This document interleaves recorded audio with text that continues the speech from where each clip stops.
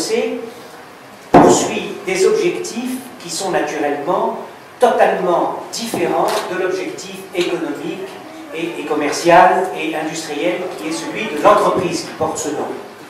Et elle s'intéresse au partage, je dis la Fondation s'intéresse au partage du savoir, elle s'intéresse également à la promotion de l'utilisation des huiles essentielles à l'hôpital, parce qu'aujourd'hui, nous nous sommes aperçus que nombre d'affections pouvaient être soulagées en complément des médecines classiques, des médecines, si vous voulez, avec des principes actifs souvent d'origine de synthèse chimique, on peut améliorer le sort des patients en utilisant les huiles essentielles. C'est sans doute connu, dans ce pays de Tunisie, vous utilisez aussi les huiles essentielles, vous savez que ça peut soulager sur le plan de l'irritation cutanée par exemple, sur le plan de, comment dirais-je, de restaurer souvent dans des situations de grande nervosité certains patients, on peut arriver à retrouver une certaine sérénité en diffusant des huiles essentielles. Bon, voilà des exemples que je voulais simplement saisir. Et enfin, le troisième point, et je finis puisque je parle trop, le troisième point, c'est que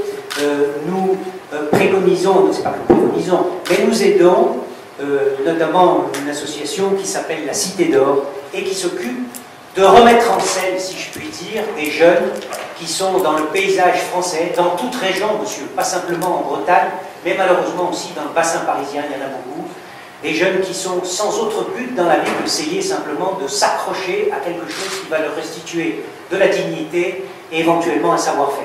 Hein. Et donc notre fondation œuvre dans ce sens-là.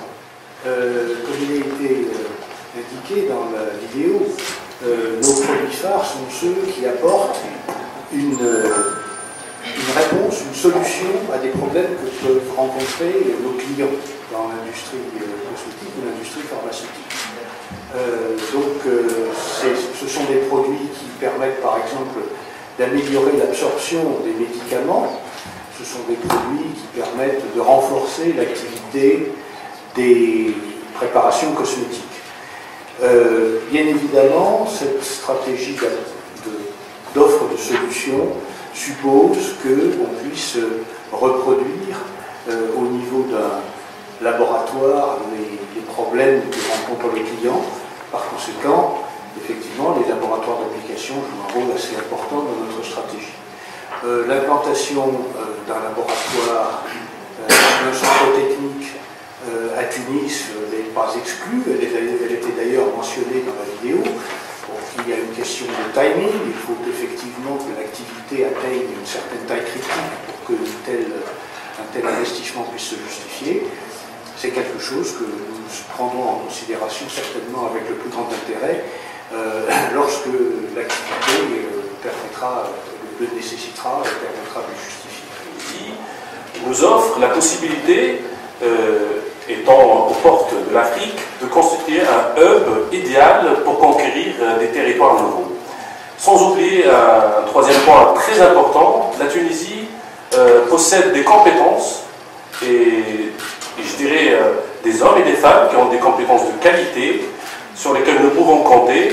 Et je dirais que c'est un point très important parce qu'aujourd'hui, la relation humaine est la clé de toute réussite. Excellente solution pour ces domaines d'application à la thalassothérapie et également des actifs. Hein. Et quand nous parlons des actifs, ils sont tous des actifs d'origine des plantes qui ont une action, une véritable action démontrée cliniquement pour donner un effet ou un bénéfice à la personne qui utilise le produit. Donc là, je vous dirais, nous avons un très large éventail, soit des émulsionnants, soit des émollients, ou sinon des actifs qui peuvent toutes être utilisés pour la thalassothérapie.